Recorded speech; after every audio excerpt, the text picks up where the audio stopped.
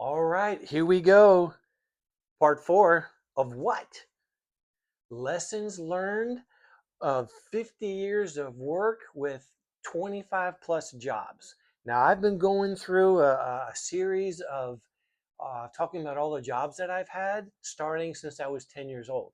Now, I'm 62, and I actually went and made a list. Look at that of all the jobs. And I've even forgot some and I've kind of jotted it down in the margins. But I'm talking about lessons learned from 50 years of working, of all the jobs, and everything just kind of built, you know, upon each other and brought me to where I am today. So, and I'm on YouTube. Unbelievable. So, if you go back to my first video, I talked about my very first job, and I'm working towards talking about my last job or my current job. Anyways, on the first video, I talked about being a, a, a paper boy. I had a paper route. And so I talked about all that and what it meant and working towards washing cars and mowing lawns. And as I got older and things, began to progress, and I was 16 years old and got a car, and I was able to go get a job as a bus boy, and just things progressed. And I've had a lot of jobs, but I started early. Why? Because I had to. I had no other money coming in. My parents sure didn't have it.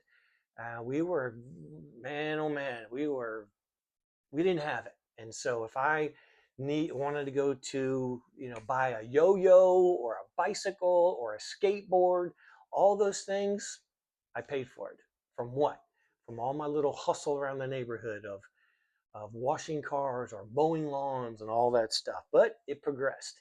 It progressed enough to where when I turned 16 years old, I had a couple $100. I bought my first car. And I even had to have it repaired. And I had the money. I had to rebuild the head on the car because the valves froze and we had to get all that worked out. But, anyways, so here we are. Something happened unexpectedly. And I didn't think this would happen as far as a job or a career. And that is now that I last spoke about working construction at a few hotels and so forth. But I want to move forward to a time when I finally got married and met a beautiful woman, and we have great kids, 4 kids. But the unexpected career is I became a pastor. Oh my gosh. And long story there of how all that happened. But because I had such a transformation um, in my life where I didn't believe God and then I did believe God, in a previous video, I talked about having a nervous breakdown. And in that video, you'll find out what happened and why it happened. But either way, it happened. And I felt this call in my life to where I wanted to minister to people, and so I had to go back to school and finish my degree, and I ended up going to seminary. My wife and I took off to Tulsa, Oklahoma, and went to school. I finished my undergrad here in Orlando at Warner Southern College, went to night school, and eventually packed it up and went out to Tulsa and went to Oral Roberts University. It was phenomenal. But I'm talking about jobs that I've had and the lessons that I've learned.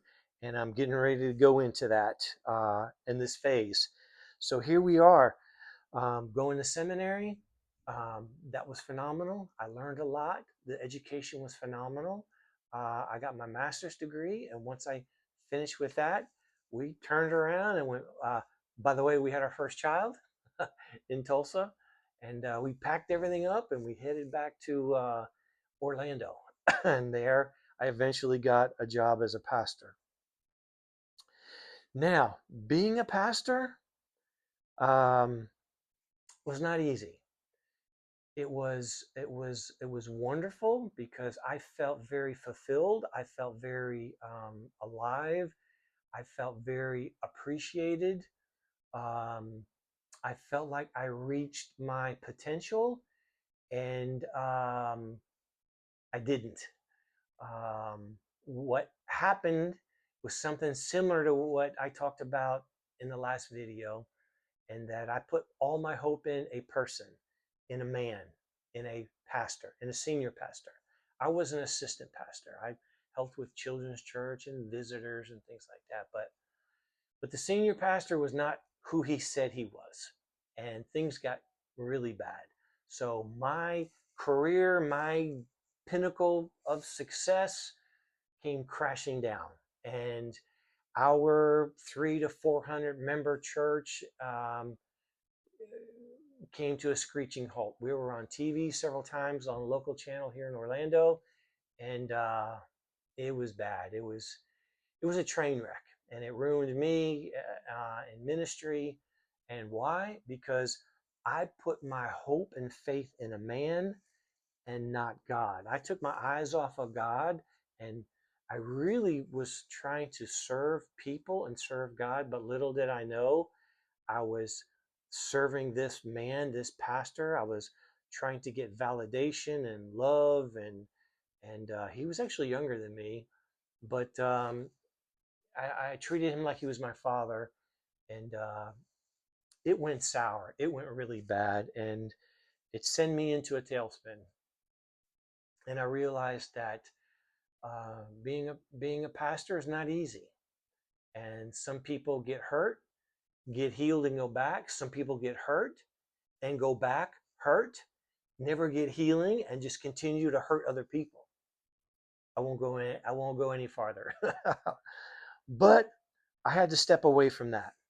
And so what did I do? Actually, I went back to work at another hotel for a period of time because I had experience. There are so many hotels here in Central Florida, so I went back to do what I knew to do, and had a job while we were raising kids.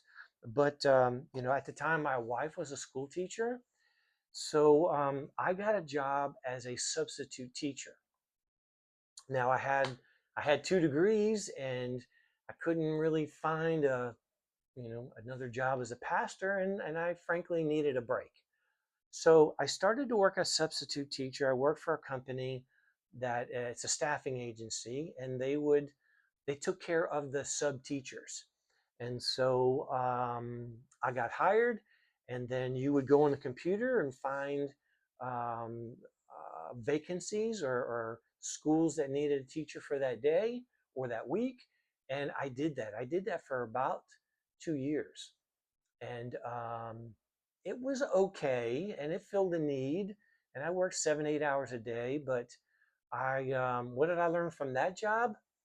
I learned a lot about patience. I learned a lot about being calm, because remember when you were in school and you found out there was a sub? Oh my gosh. All the kids would lose their mind. And sure enough, when they would walk in and they would see me, they would say, "Oh," they would be going, "Thank you, God, a sub," And now I spent the next 60 minutes trying to get them under control, trying to give them a lesson, trying not to lose my cool, and it was tough. It was really, really tough, and there were plenty of opportunities to try my patience with kids that were just disrespectful and not good, not nice, and it was a challenge. But I used that time to pivot. I used that time my goal was to go and be a certified teacher, which I was not. And I had a degree in business and theology, but I didn't have an education degree. So what a lot of schools do is that when they need teachers, so they'll hire a teacher, and then they'll have a certification program where they allow you to go to work on your certification, maybe get a few extra credits, some other classes, and work towards your certification so you can be a certified teacher. And that's what I did. So fortunately, I was able to get hired as a teacher while I completed my certification. So what did that teach me? That taught me that you're never done with school, that I had to go back and take more classes, even though I had 2 degrees. I had to go do some other stuff. That was a little challenging.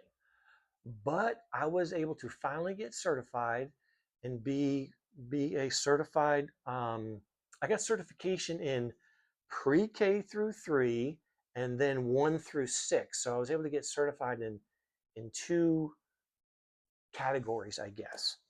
And so we had a friend of a friend, and he offered me a position to teach first grade. So imagine me coming in. I had a goatee and I'm bald, and it was meet the teacher, right? And so here I am, 6'1", and a male teacher, which there's not too many teaching elementary school. The kids would walk in, and to see the look on the face of the kids and the parents was unbelievable. So picture this. Here comes mom and dad with little Johnny. And Johnny sees a guy and he's going, yes, I got a male teacher, right? And the parents are going, oh my gosh. And then little Susie comes in with mom and dad. And little Susie goes, oh no, it's a man. And then the mom goes, it's a man. And the dad is just smiling like, oh no. So once I got through introductions, oh my gosh, I had them. They had me, um, it was phenomenal. And we had a relationship. The kids are awesome. The parents are awesome. And I taught first grade for a couple of years. And it was great. I had a great time. And what did I learn? That teaching first graders is kind of like teaching t-ball. I have 4 kids. 2 of my boys play t-ball. So when the boys play t-ball, or girls, put the ball on the tee, you hit the ball, and all the kids would run and get the ball, right? They didn't know what first, second, or third was, but that's how I was teaching first grade. That it was just chaos, and I'm just Mr. Nice Guy, and I'm Mr. Dad, and all of my students are just chaotic because I didn't have systems in place. I didn't have rules. I didn't enforce them. It was a mess, but it makes me laugh. But I love the kids. They loved me, and hey, we survived, and we made it. But that was a great job, and I had probably, I don't know, I worked at a couple different schools, maybe 6 or 7 years total teaching, but it was uh, it was phenomenal, and I really learned a lot. So the challenging part was during the summers. What did I do during the summers? Because you had an option to get paid, have your income spread out for 12 months, or have your income increase for 10 months, and then you didn't get a paycheck for the summer. Well, I increased it for 10 months, but then I had to go get a job during the summer. That was always challenging because now what do? I got to go and find a job doing something. But I had a friend of mine that detailed cars, and he was very good at it. And he detailed cars for many, many years. And so I would work with him, and he had some commercial accounts, and he was cleaning pest control vehicles. So I would go and meet with him, and I was either vacuuming or washing or doing whatever, and he would pay me. I don't even know what he paid me, maybe $10 an hour, but this was a good hustle for the summertime when I wasn't working or on spring break. And what did I learn from that? To be flexible, to know that you know you go and grow, you get older, but you know what? You may have to backtrack and keep hustling, and that's what I did. And I got pretty good at it. He taught me how to detail cars, and there were times where he would say, "Hey, Kevin, I'm busy. Can you go to Mr. Smith's house and do a wash and a vacuum?" And I knew enough to where I bought some supplies. I had a shop vac I put in my car. I would go straight to the house and I would do a wash and a vacuum and clean the tires for maybe 35 bucks. Or I started waxing cars, and then that would increase to maybe 50 or 75. But I learned another trill, another skill, another trade, so to speak. But I was open to whatever, and I just went with the flow. And it was a good job, and it was respectful, and I made cash. Cash is king, right? So you know what? The list, I don't know, I'm up to about 18, 17, 18 jobs. But you know what? If you stay to the end, you're going to find out my favorite job, and you got to go to the next one. This is part 4. You got to go to part 5.